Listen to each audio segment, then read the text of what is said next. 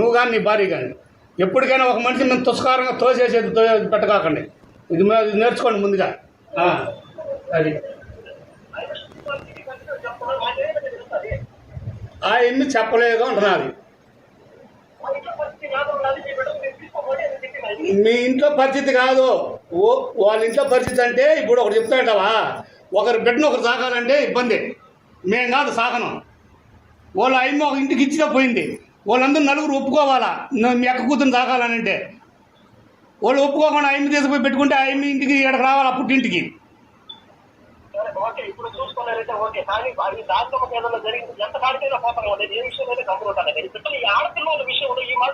నీకు జరిగిన పొద్దు నువ్వు నా మీదనే కేసు పెట్టుకో, వదిలి.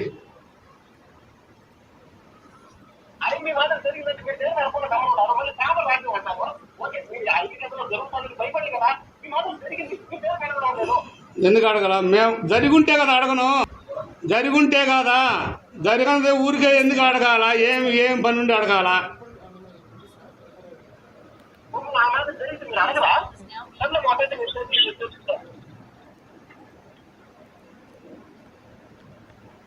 నీ భార్య ఎందుకు వచ్చా మా భార్యకి మెట్టు చూపించడము?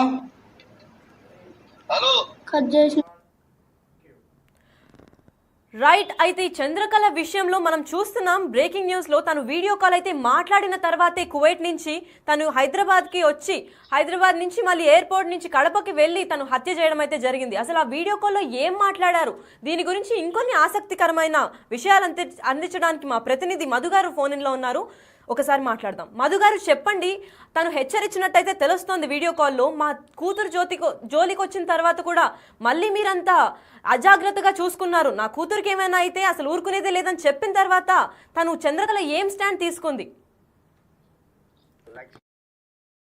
లక్ష్మి ఏదైతే 2 రోజుల కిందట సోషల్ మీడియా వేదికగా వైరల్ అయిందో కోవిడ్ ప్రసాద్ హత్య ఉదంతం తెరదింపినట్లు పోలీసులు అయితే, అన్నమయ్య జిల్లా పోలీసులు అయితే తెరదింపారు. అయితే ఈ హత్యకు గల కారణం అసలు ప్రసాద్ నిజంగానే తన కూతురు పట్ల తన తాత వరుస అయ్యే ఒక ఆంజనేయులు అనే వ్యక్తి తప్పుగా ప్రవర్తించారా, అసభ్యకరంగా ప్రవర్తించారా అనే అనుమానాలతో ఒక వీడియోని సోషల్ మీడియా వేదికగా ప్రసాద్ అయితే రిలీజ్ చేసిన వైనమైతే మనం చూసాము. అయితే ఆ వీడియోకు ఎటువంటి సంబంధం లేని వీడియో ఒకటి గత కొద్ది రోజుల కిందట ప్రసాద్ కావచ్చు, ప్రసాద్ భార్య తండ్రి నర్సింహులతో ఒక సంభాషణ జరిగింది. ఆ సంభాషణ వీడియో కాల్లో సంభాషణ జరిగిండేది మనం ఎక్స్క్లూజివ్ గా బిగ్ టీవీ చూపించింది. ఇందాకనే చూసాం, మనం కూడా చూసాము.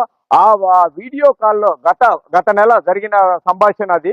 ఆ సంభాషణలో ప్రసాద్ తన మామతో వాదిస్తున్నాడు, నా కూతురు పట్ల ఆంజనేయ అనే వ్యక్తి అసభ్యకరంగా ప్రవర్తించారు, ఆ ప్రవర్తనని మీరు ఎందుకు ఖండించలేదని చెప్పి నరసింహుల్ని పదే పదే ప్రశ్నించిన వైనమైతే మనం చూసాము. అయితే ఆ మాటకు సంబంధించి నరసింహులు ఏదైతే ప్రసాద్ మామ ఉండారో ఆ నరసింహులు ప్రసాద్ తో వాదిస్తున్నారు, మీ కూతుర్ని ఎవరే గానీ అసభ్యకరంగా ప్రవర్తించలేదు, కావాలంటే మీ కూతుర్నే మాట్లాడండి అని చెప్పి ఎవరైతే బాధిత మైనర్ బాలిక ఉందో ఆ మైనర్ బాలికతో కూడా మాట్లాడించిన వైనం మనం చూసాము.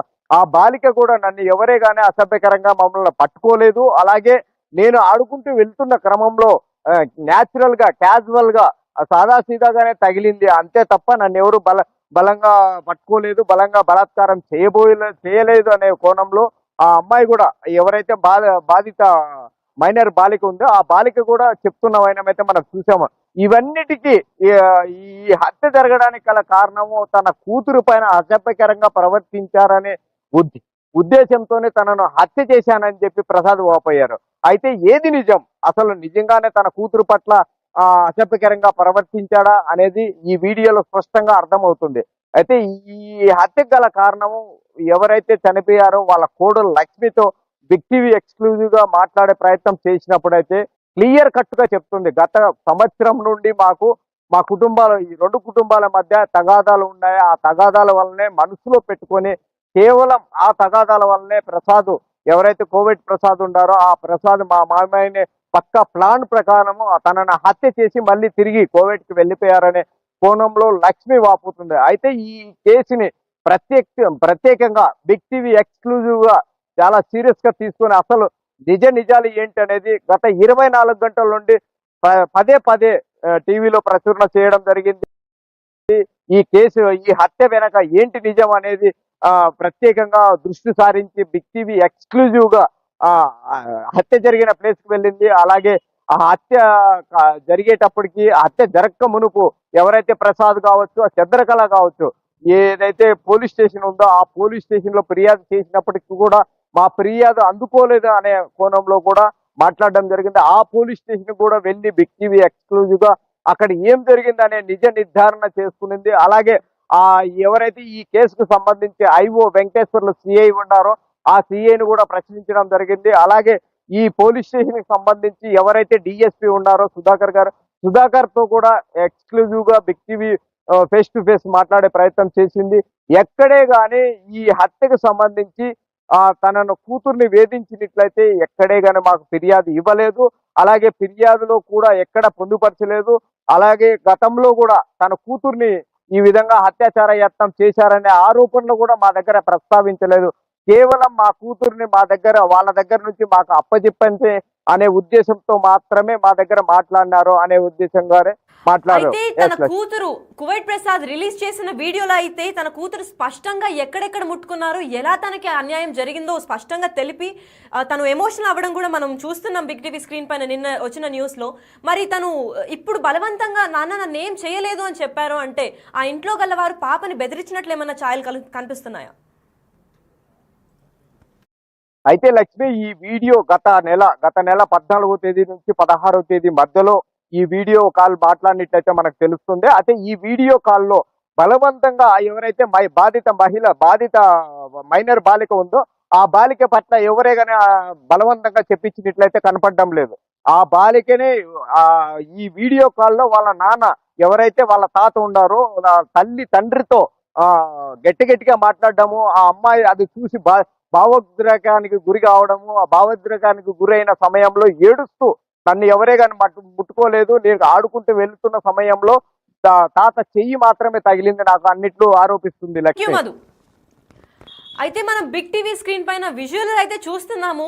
అటు పక్కన కూతురు జోలికి వస్తే ఎవరిని విడిచిపెట్టేదే లేదు. కానీ చంద్రకళ తండ్రితో అయితే ఒకసారి కువైట్ నుంచి వచ్చే ముందు మాట్లాడినట్టయితే మనం చూస్తున్నాము. ఆ వీడియో కాల్లో ఏం మాట్లాడారు అసలు వాళ్ళు సర్ది చెప్పడానికే చూస్తున్నారు. అలాంటిది ఏమీ జరగలేదు అని చెప్తున్నారు. కానీ దాని ముందు కువైట్ ప్రసాద్ తను వీడియో కాల్ చేసింది అయితే మనం తెలుస్తోంది. ఎందుకు చేశారు? ఆ అమ్మాయి ఏం చెప్పకుండా అయితే కాల్ అయితే రాదని తెలుస్తుంది మనకి. తను కాల్ చేసిన తర్వాత బెదిరించారా? ఆ పాపని బెదిరించి ఏం జరగలేదు అని చెప్పారా, లేదా చంపేస్తామన్నారా అనే నిజమైతే ఇప్పటిదాకా బయటకు రాలేదు. ఈ వీడియో కాల్ అయితే ఈ కేసులో పెద్ద ట్విస్ట్ లాగే మారింది. ఈ వీడియో కాల్లో ఏం చెప్పారు, ఆ వీడియో కాల్ అయిన తర్వాత కూడా సర్ది చెప్పినప్పటికీ కువైట్ నుంచి వచ్చి ప్రసాద్ హత్య చేయాలి అనుకున్న కారణం ఏంటి అని తెలుసుకోవాలంటే మన దగ్గర ఇంకో వీడియో బయట ఉంది, అది చూద్దాం. అరెస్ట్ చేసింది అన్నది ఏం లేదు సార్. పోలీసు వాళ్ళు న్యాయం చేసినారు. పోలీసు వాళ్ళే